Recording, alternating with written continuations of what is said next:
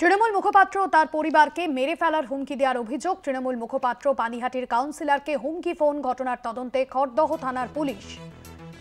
জয়ন্ত মজুমদার রয়েছেন ফোন লাইনে। জয়ন্ত, কে বা কারা এই হুমকির সঙ্গে জড়িত, কি জানা যাচ্ছে? দেখো ভাস্বতী, তুমি যে প্রশ্নটা বলে সেই প্রশ্নই এখন তদন্তের মধ্যে চলছে পুলিশের, খড়দহ থানার পুলিশের।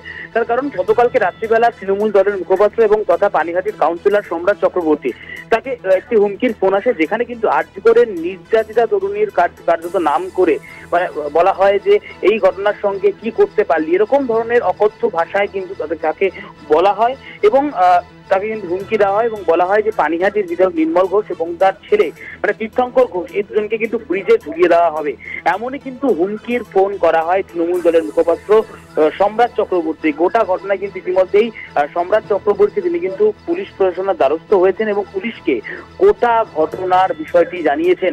এবং শুধু তাই নয়, যখন যে ফোনটি আসে সেই ফোনটি ভিন্ন রাজ্য থেকে এসছে বলে কিন্তু প্রাথমিকভাবে অনুমান করা হচ্ছে মুখপাত্রের তরফ থেকে।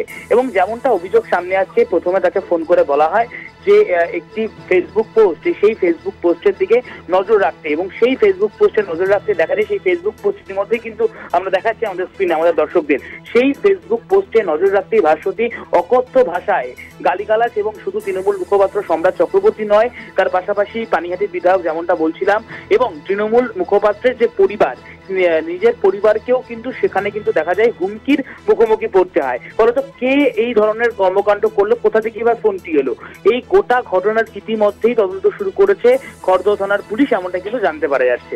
ধন্যবাদ জানাবো জয়ন্ত মজুমদার ছিলেন আমাদের প্রতিনিধি ফোন লাইনে।